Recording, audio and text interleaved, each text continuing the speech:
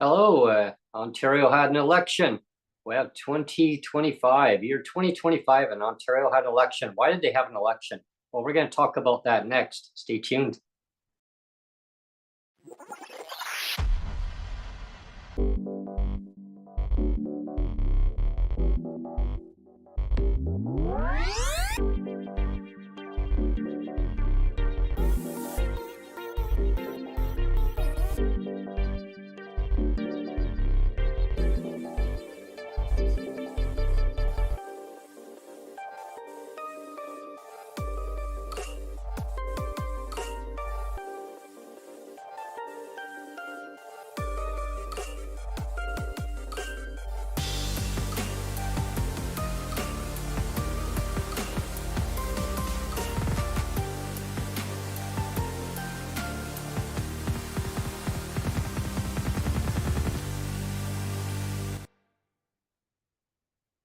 Hello, everyone, and thanks for tuning in to PWD Allies podcast. My name is Brent. I'm the host. Oh, what a night it was on, February 27th, 2025. Man, it wasn't even a nail biter, really. Election in Ontario, Canada. Doug Ford got in 3 times in a row. Majority government. I mean, really, does that really need to happen? I mean, snap election. I mean, there was no need for another election, I don't think. I guess he got it to a little cakewalk. He just walked right in and saying, "Hey, look what I did. Hey, did you miss me?" Today I have Dan Trays joining me from Ontario, Toronto, Ontario. On the phone line, Dan. Yeah. How are you doing? Hey, what's up, guys? How you guys doing? Well, just the aftermath, not too bad. The election, I guess, wasn't exactly, I think, what people expected. I mean, maybe they were expecting it, but they weren't expecting it. Maybe we'll dive into that today and talk. Wait, we had an election? Apparently there was. Yeah, I mean, surprise. I mean, was there really needed to be an election? I mean, I think it was just because of the tariffs, really. But maybe there was underlying reason why. Oh man, you know what? Like to make the long story short here, I'm kind of sick and tired of it. Everybody bitching, whining, and complaining about Doug Ford this, Doug Ford that, and then they go vote the fucker in 3 times. And not only that, but he's been voted in as a city councilor before that too, right? Yeah. To each their own. If that's what they want, and this, that, and the other, that's fine. But that's not what we're hearing in the public. So yeah, I'm ready to dive into this. Yeah, exactly. What does it mean for persons with disabilities in Ontario with Doug Ford getting a majority government again 3 times in a row? What's your take on that, Dan? You know what it means straight up? It means we're fucked. And part of my language, I'm going to give everybody a trigger warning today, right? Mm-hmm. But it means we're absolutely screwed. You know what? This guy has proven over the past 2 terms, and now he's got his third mandate. I don't know how the fuck he got that, but like, he's proven he doesn't care about the PWD. He doesn't care about the homeless. He wants to fine people in encampments $10,000 that they don't have. You know what I mean? Mm-hmm. Healthcare is going to shit, and healthcare is a big part of PWD's lives, as well as those that are homeless. So how this guy got elected again, and don't get me wrong, but you guys have been listening to me for years, right? I could sit down and have a beer with this guy. I can talk to him like a normal human being because I have that previous relationship with him. Mm-hmm. But what they are doing as a government, it's beyond baffling. Like, even somebody like myself that only has a grade 8 education, I cannot figure out for the life of me why he would want to keep people down when they can be productive members of society. Mm-hmm. Mm-hmm. Some people would say, I mean, are you 4? I mean, a 4-year-old would understand that, electing a person 3 times in a row when they can't even take care of their citizens properly in the province, like there's a problem there. Because, I mean, there's so many people on OW in Ontario right now that are pending to get onto disability. Onto ODSP, because the caseloads, I mean, I think so backlogged. And meanwhile, Doug Ford came out before the election and saying, oh, well, those people are just watching Flintstones. I thought, are you kidding me? Like, why would you say something like that, dude? You know what? I watched the Flintstones when I was 8 years old, coming Yeah. home for lunch. You know what I mean? Yeah. And the one thing that a lot of people don't realize either, and I haven't really put it out there a lot, but I'm sure people on ODSP and OW will understand. As of, what is it, tomorrow or the next day? March 1st. As of March 1st, Tomorrow. OW actually transfers over to the same people that take care of ODSP. So it's just going to be a fucking kerfuffle all over the place, right? I do not understand what this guy is doing. I do not understand how he thinks this province can survive like this. But and what I would say to my friends out there too. Also, last night I actually missed the podcast because I'm a little bit under the weather right now, right? So I went to sleep last night. I missed the whole election. I missed the whole thing, and I woke up this morning, and it was like, what the? Are we in a province full of idiots? Seriously, we got to start asking ourselves this when we go to the polls and we are electing somebody that is ignoring the needs and wants and of a whole province as a whole. Mm-hmm. Oh yeah, absolutely, Dan. You got it bang on there. From my perspective out on the West Coast in British Columbia, I've been following the election very closely, and I just shook my head because I think, well, there's no need to have an election. Like, why waste millions and millions of dollars to have an election when there didn't really need to be an election? I mean, there should have just been going through the election cycle as normally as provinces do, and premiers when their time is up after a 4-year mandate, and have an election. I mean, especially when like people are suffering in the economic downturn right now across our beautiful country. Maybe not economically beautiful, but landmass, beautiful country, and there's a lot of great people across our country, and they call it Team Canada approach, right? Well, I mean, having an election, that's not really like a Team Canada approach. There was no need for that. And people living in legislated poverty in each province, and an economic downturn, and you get a premier who decides to play political football of using tariffs as a underlying reason. Well, I'm here to tackle the tariffs. Well, how about take care of your citizens? Well, honestly, Brent, that's exactly what David Eby is doing too. I mean, like, again, this is my opinion, but I mean, his government is under fire for so many things. The crime is up. The safe supply is a big issue. Like it's been proven now that the safe supply that the government pumps money into was actually being trafficked around by criminals and resold again on the open. I mean, that's serious shit, right? And so David Eby is using this Canada First thing and the tariffs thing as a way to escape blame on how bad his government is doing on all kinds of fronts, on the health front, on health and safety, on everything. Like I mean, all you have to do is look out your window and see like so much crap and crime and everything else going on, and it just seems like the NDP is going, oh well. No, you're both exactly right.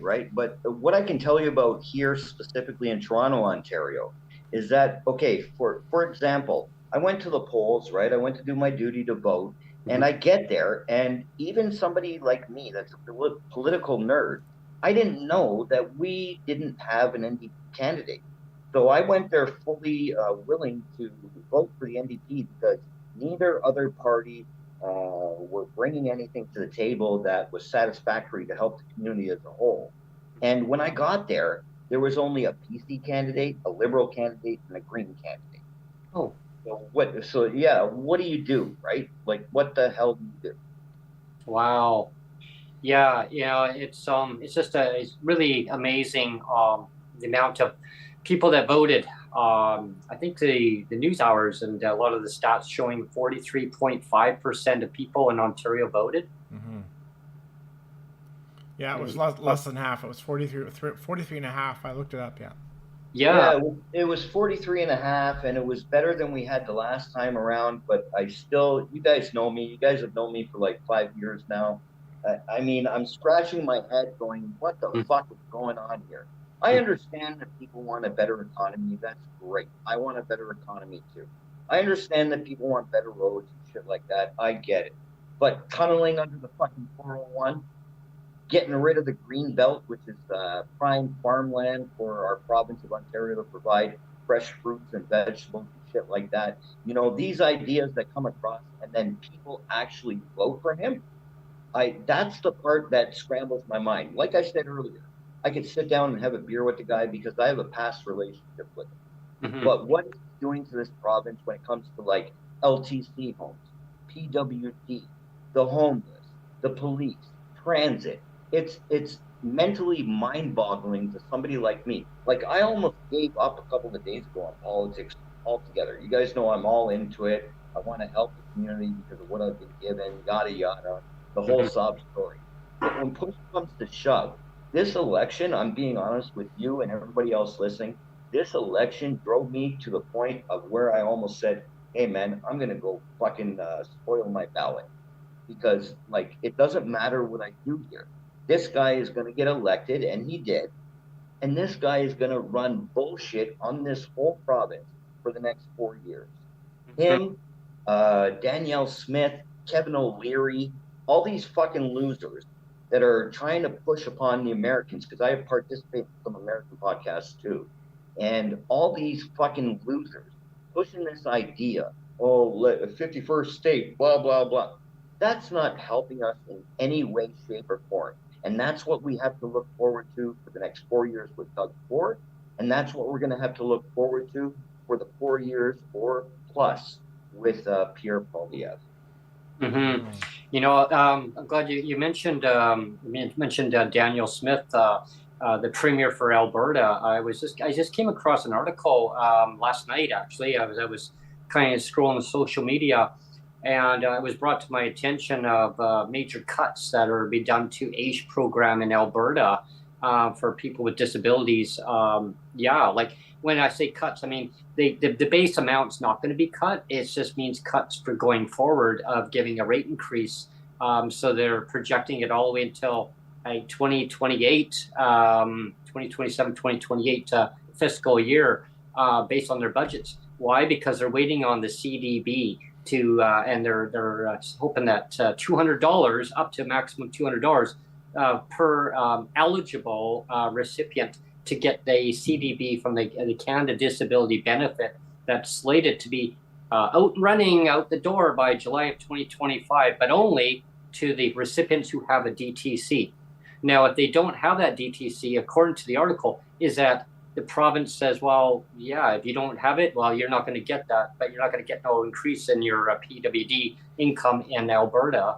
And I think that's what a lot of the provinces are going to have that same issue happening. So a lot of people are going to be left behind, and because there's some barriers in place. And the federal government, Dan, they were told not to do this way, and they went ahead anyway, even though it's like telling a child, okay, you can go and sample some stuff at the little convenience store. Okay, we got some samples out here. Okay, only grab one item. But they go ahead and grab a whole bunch of items. No, you can't do that, right? So it's like being told not to do it. They went ahead anyway and put this regulation in place. They can still change it. There's still time to get rid of that. Actually do the right thing. But I mean, I guess my point is that there's going to be a lot of people suffering across the country who are recipients of PWD and the assistance in their province. And I really worry for the recipients in Ontario, Dan, OW and ODSP, especially like OW, $733. I mean, come on, Doug, really? Like 7 years, no increase? And ODSP, $1,368, only tied to inflation. Well, as we all know, inflation has gone through the roof, cost of living is through the roof. I mean, that's terrible. The rate should be automatically increased up to no less than poverty level and tied to inflation. BC can do the same thing. However, they don't even have the rates tied to inflation. Well, I wanted to get your feedback, Dan, because like here in BC, the government has promised that they won't claw back the CDB when it gets released, that they won't do it. But I don't believe that the Ontario government has committed to doing that, right? Well, the only thing I can say about that is, listen, it's no secret that there's certain people I get along with and certain people I don't. But I think one thing we can all agree on is that a UBI and a CDB would be 100% needed here in Canada. I told you guys from the beginning, way back, I think it was like in 2020 or 2021, whenever you had the Twitter spaces there, I told you way back, CDB is going to be an election issue. And that's firmly where I stand now. I don't think anybody is going to see it in July, to be honest with you. Yeah. And added to the fact of what you mentioned, Brent, certain individuals are going to be the ones that get it. It needs to be something that happens across the board. Listen, the fact of the matter is, here in Ontario, I told you guys 1,000 times before, and I'll say it one more time for the people that are new listeners. When I was homeless, it was caused by, obviously, things that I was going through in my life, but also the programs that were in place at the time by the PC provincial government at the time in 1997 were done by a guy named Mike Harris. Cut everything in half. So they're still playing catch up from 1995. I was taking in whatever term you want to use. I was taking in $1,200 in 1995 on OW. Right now, I get my rent paid because of the certain work that I do in the community. As well, I get a surplus on top of that of $310 a month. That's it. That's it. What the fuck is that going to do when rent outside of RGI units is like $2,700 a month? Well, I was going to mention that too, Dan, is that you do have an RGI unit, and that's great. But I mean, I think across Canada, and I mean, well, Brent and I just know here in BC. So, but like here in BC, RGI units are they're like gold. Like you don't. They're not readily available for people with disabilities. It's like maybe 10 to 12% of people with disabilities actually have access to RGI units. So you're talking like 85 to 90% of all people with disabilities in the province of BC are actually paying market rents. Like Brent is paying market rent. I am paying a full, I'm paying my full, what do I call it, mortgage on my, my PWD assistance. And again, so we're talking 85 to 90% are dealing with market level rents, market level, expenditures on housing, on way less than poverty level supports. Yeah, and basically the people that would need to have RGI, there's so many loopholes that they got to go through, and the red tape, bureaucratic, bullshit, right? To go through to basically even try to get into RGI housing, and you have to basically have it available where you need it and when it's needed. Long waiting list, like 20-year waiting list to get into that kind of housing right now, and you have to make sure that it's accessible too, based on the person's needs. 100%, Brent. Sorry to interrupt you there. I got a little bit of a delay, so my bad. Yeah, no worries. Like I've told some of you before, like it took me 12 years, right? And you guys hit the nail on the head. It's absolute gold. And when I say it's absolute gold, I'm not taking advantage of it or anything. No. The fact that if I didn't have it, I would probably be dead. I'm being serious with you. I would probably be dead. And this is why I do the work that I do in the community. And I've been afforded the opportunities to have it. The only suggestion I give to people in that situation, because I know you guys mention it a lot on your podcast there.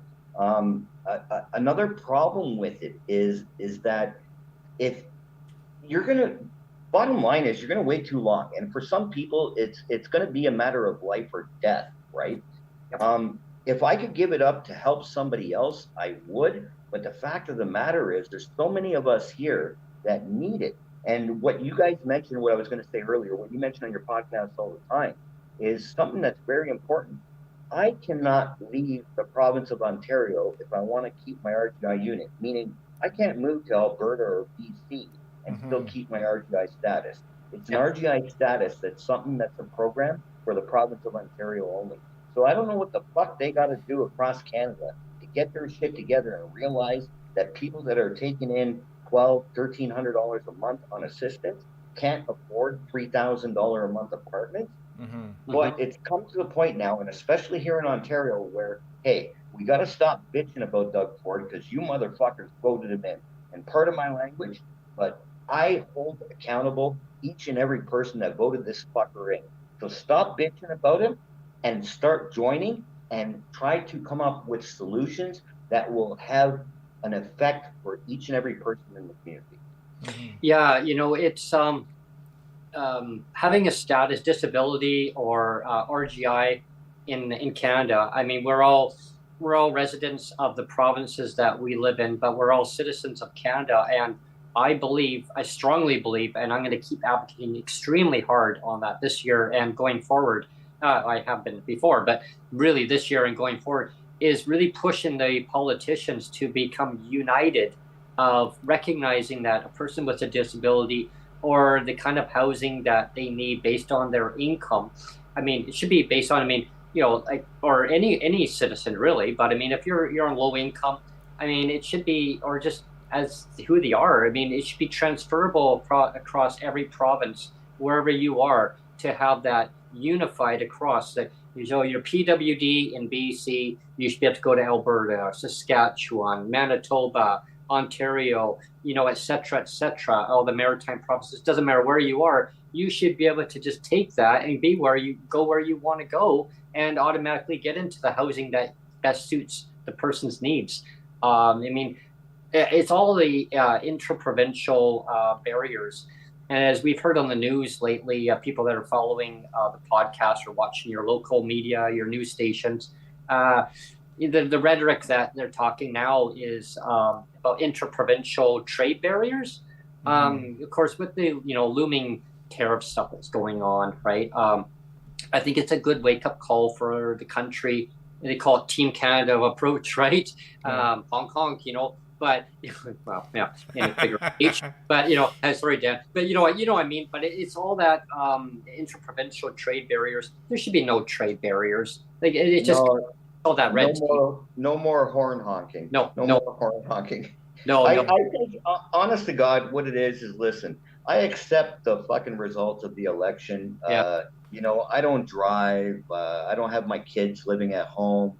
So it doesn't matter to me if it's Doug Ford or fucking Mike Schreiner, right? Who we've interviewed on this beautiful podcast. And he did win his seat last night. So yeah, that's great. That's great. Yeah.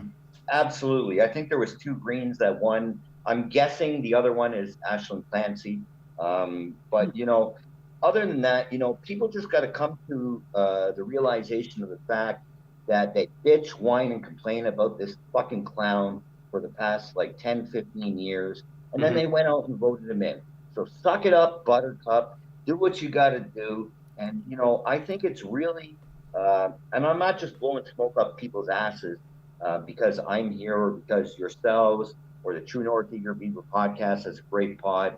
I think people just got to start paying attention, whether it be online or to groups that they're in their personal lives, and just start making connections from there. We had a lot of people, and I won't mention names, but we had a lot of people during this election that started groups.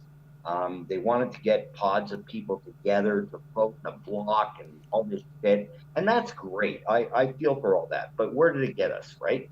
Yeah, so I kind of knew it wasn't going to work, yeah. Yeah, exactly. So just going forward, the best advice I can give to people from a dumb schmuck like myself is to just pay attention, listen yourself, and if you want to get involved, but you don't have money or you're disabled and you can't make it out to things, every little bit helps, whether it's a tweet, whether it's an email to your local counselor or representative. Just get out and do it. Enough of the fucking bullshit. all this whining and complaining I've heard the past couple of hours online, right? It's like, why fucking bother? Like, part of my friends. Yeah, and the episode before this one that we're on right now, Dan, Brent and I did a kind of a fun podcast. It was called the Bad Idea Hat, and it was great. And the reason, so I encourage everybody to go back and watch that one, because why we did that one is we talked about how politicians across Canada. I mean, we did focus primarily on BC, and we're not going to lie, because that's what you and what Brent and I are familiar with. But we did basically recreations of here in BC of the things that go on behind closed doors with politicians, and we included Doug Ford, and we included Prime Minister Trudeau as well. And and the reason we did it is just to show how kind of all these bad ideas happen behind closed doors. All the kind of crazy, stupid shit that goes on, and I mean, and we based it on real information that we know, and it was factual, but it was still funny. Yeah, and we were talking earlier about how all these bad decisions are actually costing people's lives. Yeah. I mean, there's so much bad policy in BC that did exactly that, where people died because of really bad policy. Well, I'm probably going to lose a couple of friends for saying this, but you guys know me. I don't give a flying fuck. But I've met both of them, right?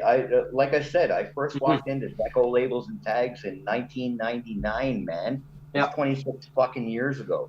And I also met Justin Trudeau at World Pride in 2014 here in Toronto. Both great guys that I could have a conversation and even a beer with. But when it comes to policy and what they've done, whether it be for the province or in Justin Trudeau's case, country, like, what the fuck, man? The problem is that I told you guys also from the beginning that media controls election. And there's so many oligarchs and millionaires and billionaires that are in the media spheres. And unfortunately, unless the public listens to shows like this, the True North Beaver podcast, or anything else floating around, people aren't going to know the actual truth about what's going on. This is why I do it. It's exactly why I do what I do. I'm not trying to cause shit for Doug Ford or fucking anybody else, right? You think I give a crap if Mark Carney or anybody else is the next PM of Canada? I don't give a shit. I want to see people being helped. And unfortunately, for the last couple of decades, that just hasn't happened. Yeah. Yeah. I think you took the words away from Brent there, Dan.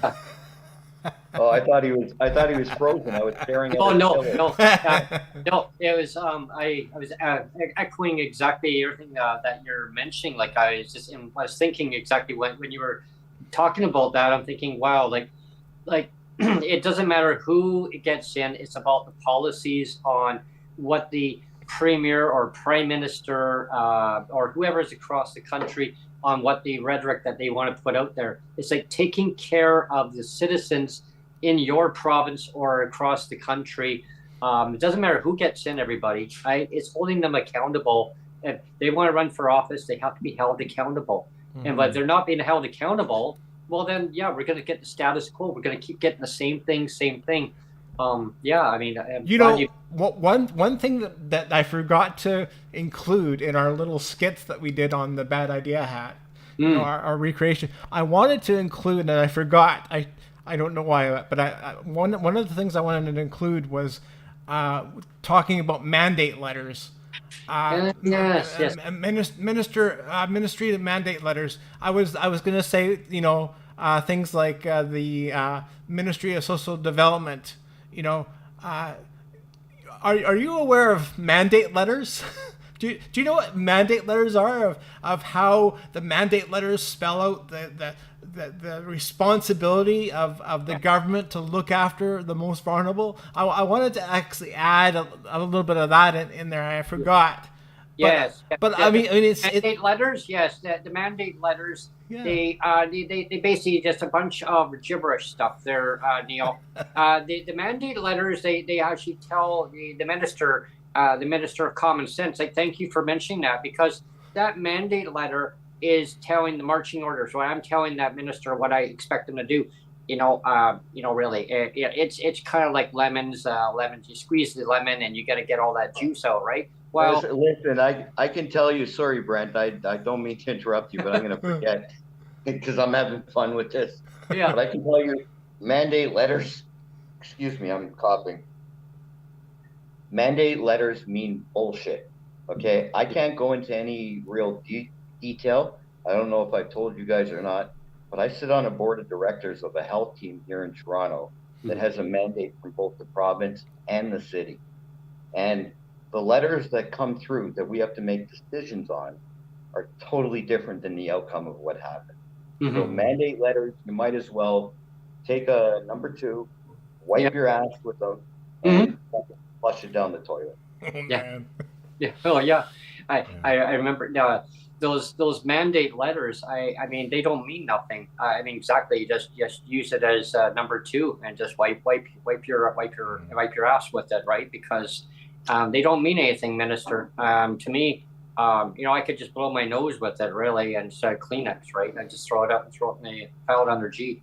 I don't have to really, make sure that you have these letters. I mean, to complete them. I mean, you'll get some of it done, easy come, easy go.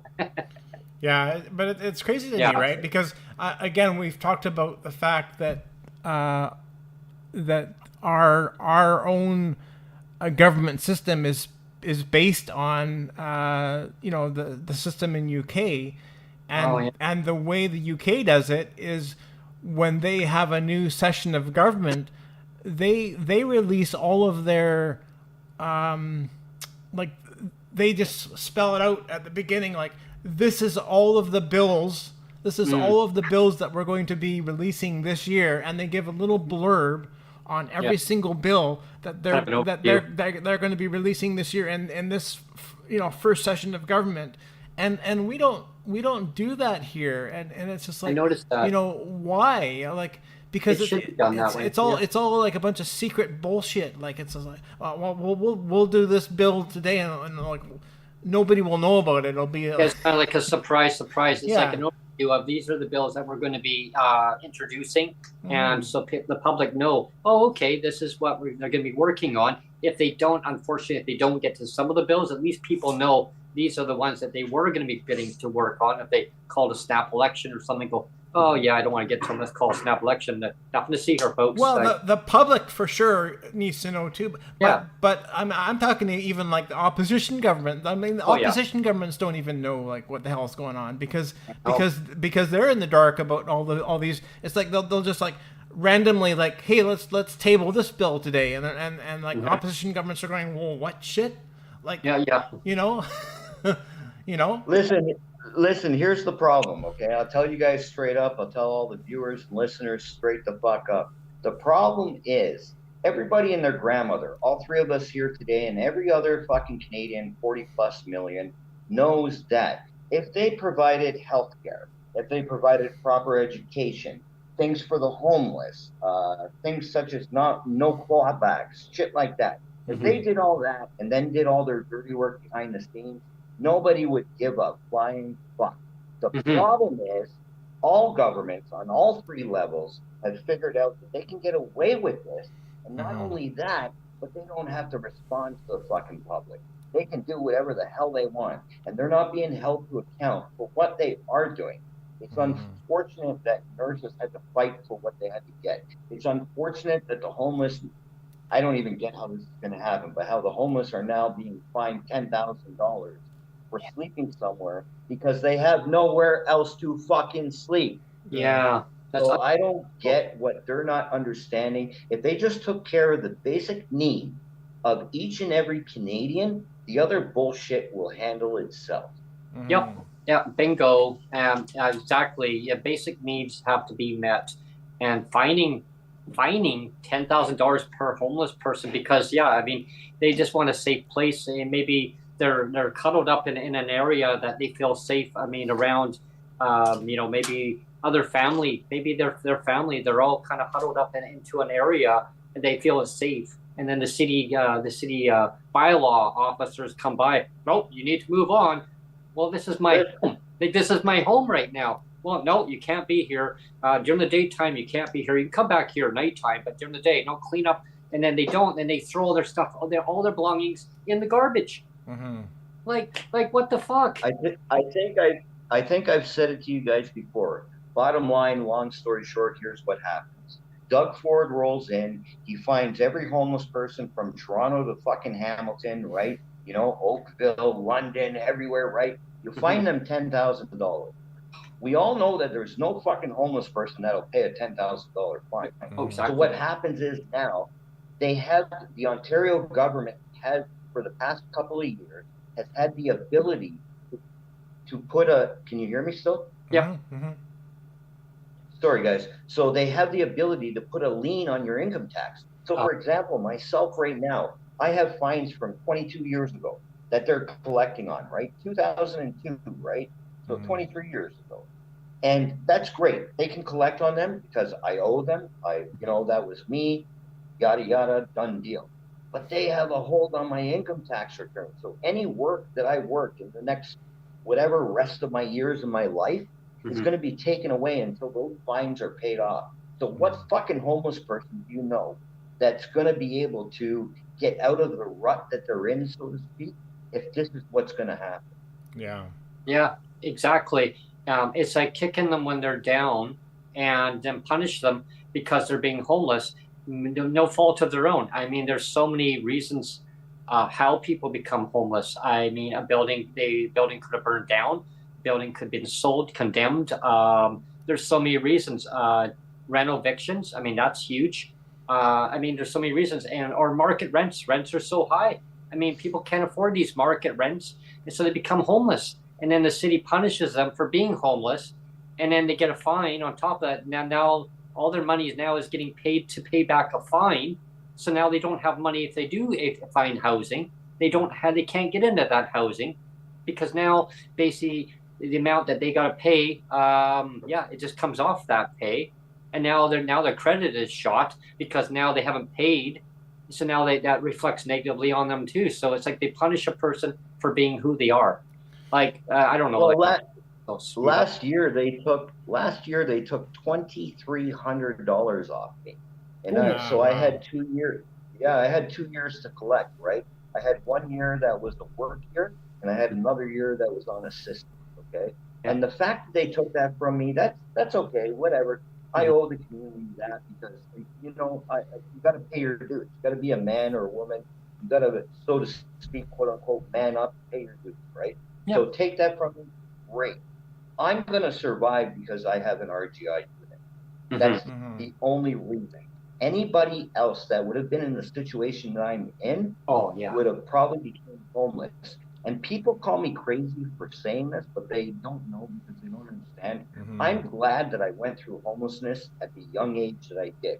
Because if I was going through it now with the disabilities that I have right now, I'm almost 50, I would have probably jumped off my balcony a long time ago. So that's why I come out here and share these ideas, these thoughts with everybody, because we all have a different situation. And the fact that you guys bring up those that don't have the opportunity for RGIs, that's a big thing to me. So it's huge. It's huge. Yeah. It is really huge. I think that the general public who don't have the lived experience, and I mean, no fault of them, no fault of their own. I mean, but I always say on the podcast, I mean, it will happen at some point in time in your life. You will become disabled. You will have major financial setbacks one way or another, unless you're, privileged, like you're taken care of, well taken care of. However, even if you're well taken care of financially, you're still going to get a disability or multiple disabilities. So you're going to feel that impact in your life. And if for some reason that you lose all that income, now it's a spiraling effect. And I'm finding like some of my neighbors, Dan and Neil, like there was one of my neighbors used to work as an MP many decades ago, and reminds me of the awesome stuff that we're doing on the podcast and holding the elected officials accountable. He said nobody in the country should be living in legislative poverty. He said it's all political. And so I want the viewers and the politicians to understand this. It's all political. And this is coming from a former MP who told me this. So, like, really, like, can we need to change the channel? We need to now do better. We need to do better for our citizens. Yeah, it's 100% political. Sorry to interrupt there, but like, just as an example, last Saturday I got a knock on my door, right? Just smoked a joint. I'm feeling good, right? And I get a knock on my door. Dan, can you come downstairs? Yeah, no problem. I go downstairs. Here's one of our deputy mayors of Toronto and our city councillor here in Ward 8, Eglinton Lawrence. And he's got shovels. And long story short of it is that the city, when they came around to do snow shoveling and the removal off the roads and shit, they didn't clear our walkway. So I went down there and I started grabbing the shovel, started shoveling out. Of course, the next day the city came by and cleared the whole walkway, but that's another story for another day. The point of this story is that here was our deputy mayor, one of 4 deputy mayors, at our front door, willing to shovel. Wow. I failed to mention that the fucker is 80 years old. Okay. Wow. Yeah, you have a video that you posted on. Is it on Twitter? You posted it or? Oh, it's on Twitter, Facebook. Yeah, I don't remember yeah, I watched it. It's great. Oh, yeah, it's amazing. Yeah. Yeah, no, and that's my point. Like before that, I thought the guy was a dick, right? So as I'm talking to him and everything, I'm going, listen, sir, with all due respect, why is an 80-year-old deputy mayor of a big city, the biggest city in Canada, shoveling our fucking walkway? Yeah. Why isn't the city service doing this? Why is this such a holdup? And then he explained to me all the ins and outs and everything. But the fact of the matter is that unless we work together, unless we cohabitate in the sense of getting the message out there on both sides of the fence, whether you're somebody that's able to afford your mortgage and rent, or whether you're somebody that's down on their luck or looking for a hand up, we got to get this together. Until that thing happens, we're going to be living in fucking bullshit. Yeah, absolutely. And, you know, it doesn't have to be that way in society, like taking care of one another and holding the politicians to account. I mean, if they're going to say something and promise something, they need to fulfill their promise. It's like that CDB bullshit. Like, I mean, really, like, they're just dragging that out. I remember Joseph said from day one, he told me, I told you them day one, man, they're going to use this as a carrot trick for election stuff, and they're going to keep delaying it. Yeah, he's Joseph, you're bang on, man. You called it. That's exactly what it is. They waved that carrot in front of our face, but they've been doing it for fucking 3 decades. And for the life of me, I can't, like, I've met Joseph, you guys know that. Yeah. We've, we know different people and shit like that. Yeah. I can't understand for the life of me how everybody knows this, but then they voted that prick in last night. Like, it just doesn't make any sense whatsoever. Well, one of the things I wanted to say, and again, it's one of my Captain Obvious things, is, I think they're, like you said, Dan, and I always say too, it's 30 years of intentional legislated poverty, right? It's intentional government imposed legislated poverty for 30 years. And for some reason, like, all of these lined up politicians have it in their minds that, the poverty only affects, the individuals that we're targeting. It's only affecting the individuals, and so that, I mean, that would be bad enough if that were true. If that were true, that would be bad enough, right? But the fact of the matter is that poverty doesn't only target, the individuals that they're targeting with this legislative poverty. It's actually impacting all of our society. I mean, I've given lots of examples, but let's mention a couple again. I mean, there's lots of news stories where, I remember there was one news story where an ambulance had to be called 4 or 5 times. It was 4 or 5 times to one overdose, and they brought the guy back to life 4 or 5 times. The same guy, Wow. So you're bringing back the same ambulance. Yeah. I don't know if they brought him to the hospital and then released him or whatever. I don't know. But they brought the same guys out 4 or 5 times on the same overdose. And then you have, like we've talked before, we have you have coffee shops closing, you have London Drugs closing, like big 7-Eleven's closing. 7-Eleven's closing. They're all closing because of all this crime, because people are like overdosed out of their minds. And it's like, yeah. Sorry, Neil. Go ahead, Dan. Direct to what your point is there. It's what I've said. Another thing I've said to you guys all along, right? I'm not saying it to try to get a job or make money or anything like that, but it's the lack of lived experience. Yep. So you get all these people voted in and shit like that, and I get it. They got power and they've been around. They got a portfolio, but the lack of lived experience is what does it for me. Like, you guys know, my good friend is Dr. Lee Chapman, and she's the Chief Nursing Officer of Canada.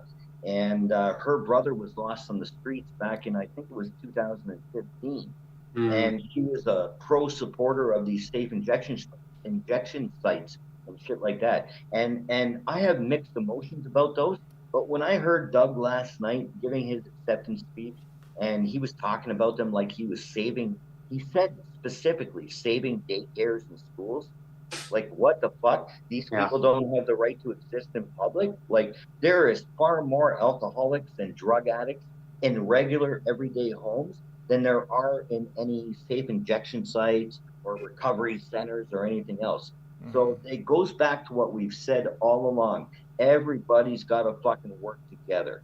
And it takes some lived experience to get in there, whether you're elected as an MPP, city councillor, or you're just helping out on a campaign. We got to have the lived experience in there. It was an Indigenous man that once told me. I said to him, his name was Dan too, actually. And I said, Dan, what do we need to help you out? And he said, we need the lived experience of the Indigenous people at the table. And I wholeheartedly believe that across the board. Oh yeah, exactly. And everything's, it's all based on lived experience scenarios in life. A lot of people are going to have different obstacles in their life that they're going to have to go through based on their own individual situation of lived experience. Like I can tell you here, lived experience, like hell going through our neighbors who live upstairs, our corporate management. If you don't like it where you live at, move to another unit, pay more money. So we have to kind of adapt to the situation now based on lived experience now, in the now situation, getting white noise, like a white noise machine to try to buffer the sound so that it doesn't affect us, to certain degrees. Like the unknown going forward, is there going to be something in the BC budget? Like, we're in BC.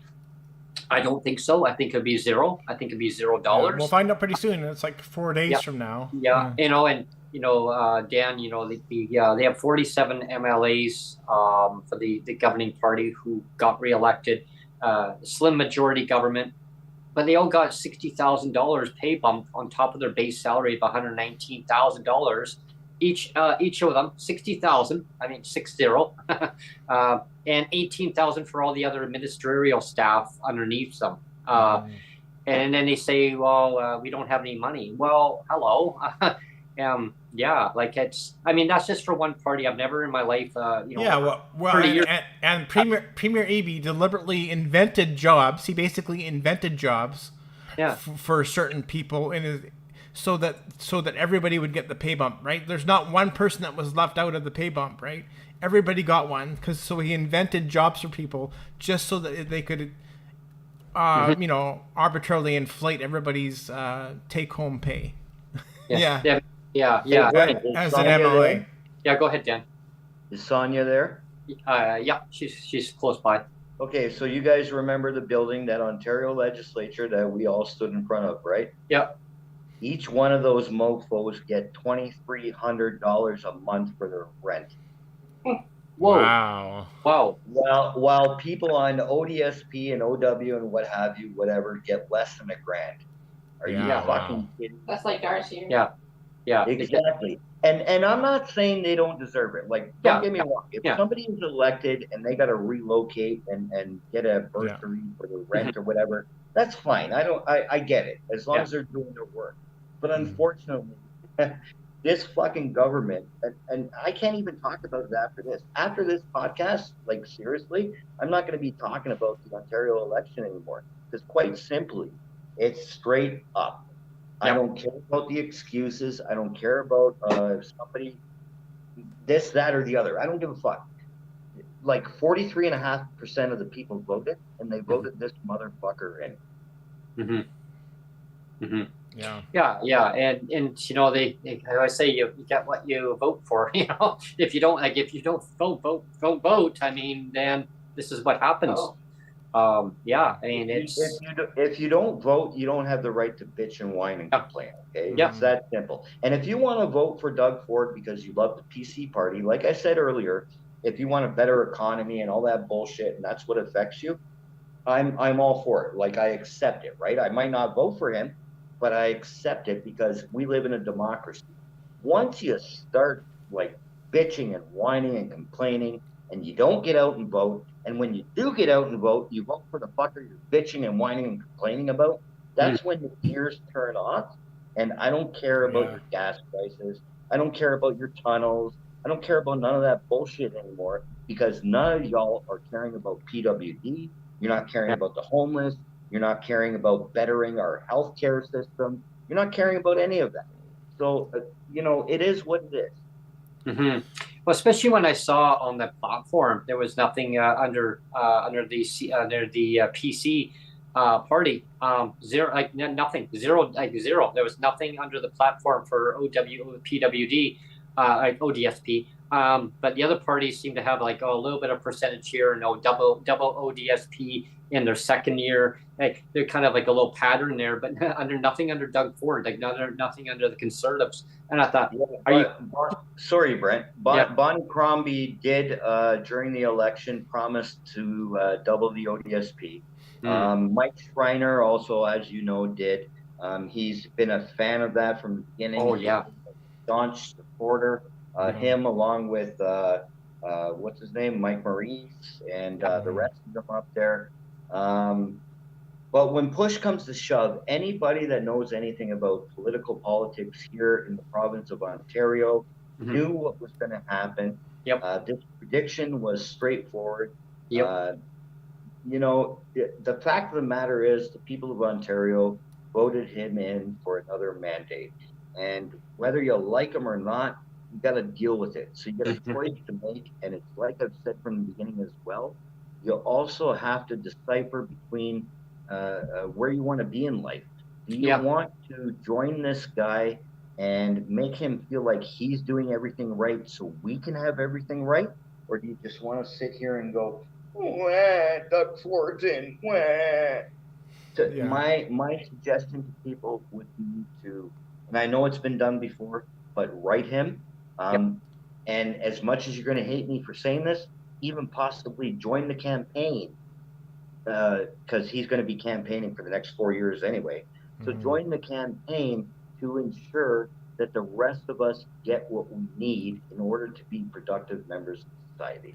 Yeah, hold them accountable. I mean, write your MP, like you said, Dan. I mean, like join. I mean, if that's what your person wants to do. I mean, it's about holding the elected officials accountable.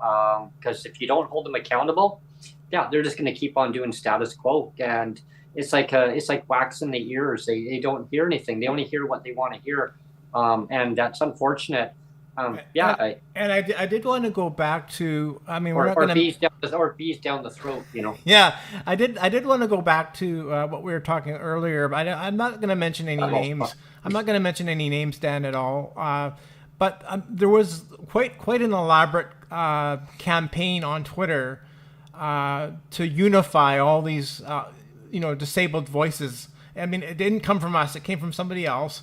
it was this big unification campaign. It's like, let's bring all the disabled voices together to overthrow Doug Ford, and I saw, like, there's so many people that are posting, and I saw it, and I'm going, this isn't going to work. This isn't going to work, right? And all it's going to do is it's going to make people with disabilities like more like depressed and all that kind of stuff. And that's kind of exactly what's happened. Like, if you follow along, it's like everybody's all like pissed off now, and it's because you put your energy in the wrong thing. Like you were saying, Dan, if you want to do the right thing, like, go and get involved in a campaign, write letters to the direct people involved with the direct power. Do that. Don't just like waste your time on this Twitter campaign that did absolutely nothing except like cause harm, like mental harm and anguish to like thousands of people with disabilities. So I'm well aware, obviously, as you know, of the campaign you speak of. Like yourselves, I won't mention any names. What I will say is the mistake that was made was people saying, vote with us, stick with us. It's about us. It's not like when I put my message out there, what I say to people is, I'm not going to tell you who to vote for, but I'm going to tell you who not to vote for. And I don't care. Like, for example, like I said to you, I spoiled my ballot. I straight up, I went in and spoiled my ballot because the candidate I wanted wasn't there. So I'm not going to tell you who to vote for. I think a campaign of expressing to people to get out and vote, stop with the bullshit and excuses. Like, seriously, I don't even care if you're in a mobile device.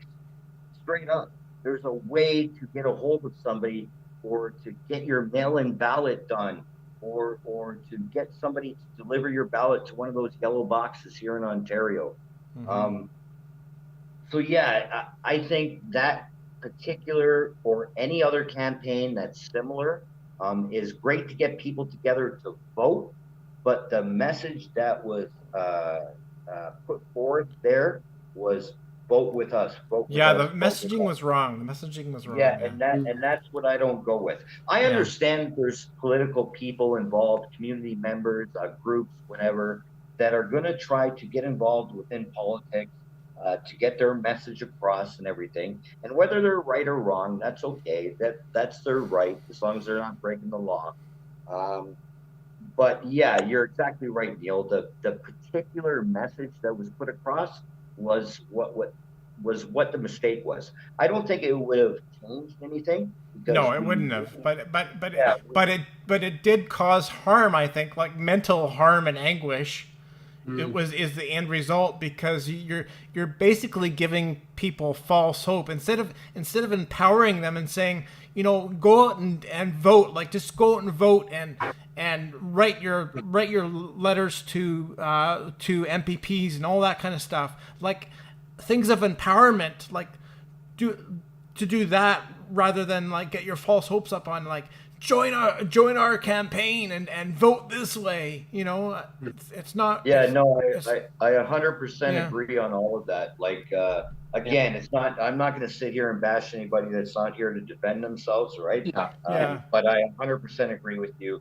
You should, if empower is the proper word, you should empower people to get the fuck up off your couch, off your ass, go vote. If you literally cannot physically get up and vote, then there's a bunch of options for you.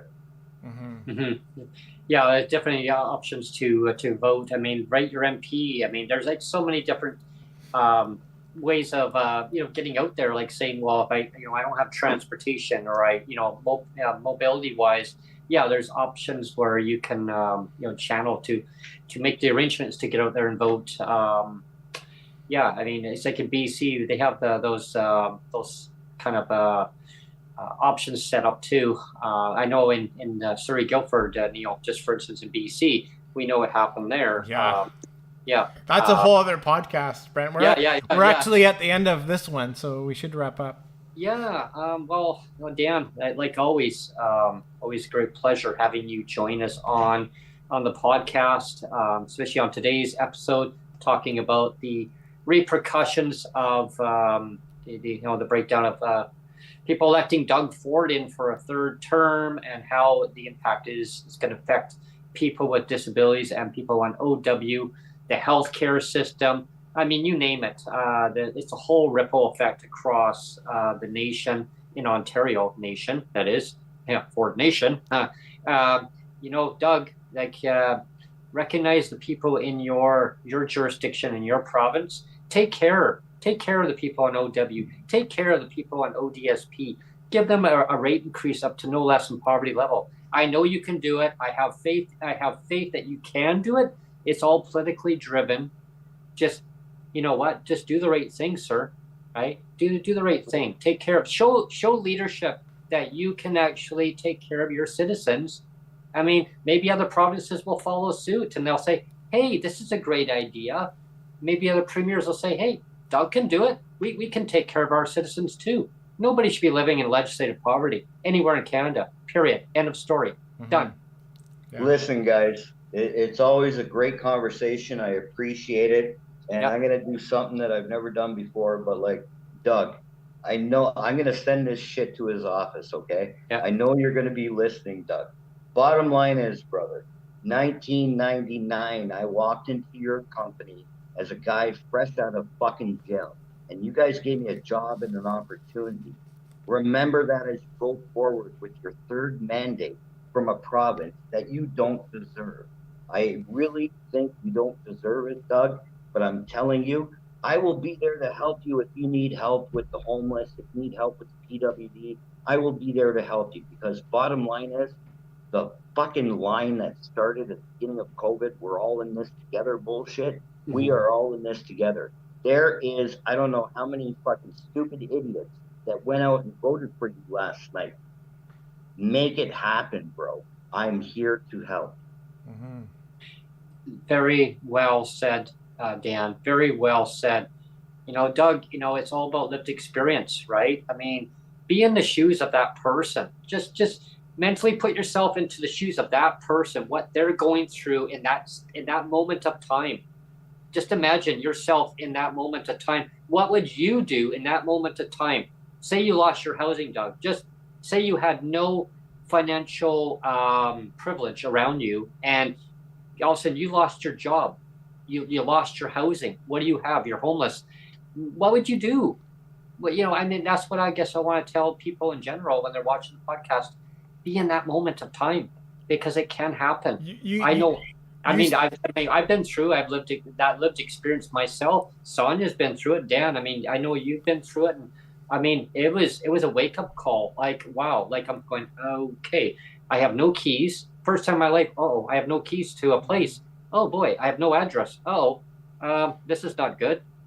You said be in the shoes. Yeah, Brent. But how about be in the mouth? How about be in the mouth? Well, Doug actually almost did swallow that little sucker. He said that little sucker. He says, yeah. I mean, I remember David Eby getting stuck in the back of the neck. That's too. Right. Yeah. Karma. Karma. Guys, let's end it. Let's end it with right this. There. On November 20th was Doug Ford. I think it was his 60th birthday or something. Oh. November 20th is his birthday. November 20th is the same day that a 4-month-old baby was shot down my fucking garbage chute by a person that needed help with mental health. Yeah. Wow. Wow. If you don't think that there is help that's needed in this province, Doug, you got another fucking thing coming. Mm-hmm. Mm-hmm. Mm-hmm. Well, Thank you. Let's punch out with that. Yeah.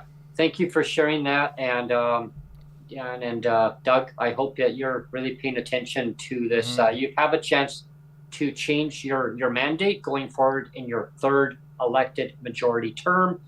Do better, please. I don't want to see people suffering in your province, and also any premier going across the country. Also, since we're only on that topic before we end the podcast today, please take care of your citizens. You have the moral responsibility to take care of your citizens in your province. Please do it. Doug, you can show a leadership and actually show example. You can do it. Every other province is going to follow. Thank you, everyone, for tuning in today. I hope you enjoyed the broadcast. As always, please subscribe, share the content. If you like the channel, there's that little like symbol down there. There's a $sign. If you're in the position of donating and helping out the channel, that'd be great. I did have some comment regarding the channel just recently about the hours needing to. How much money are we making on the podcast, Brent? I said, unfortunately, there's no money being made right now on the podcast, and there's we need 800 watchable hours. So if you love the content, keep binge watch.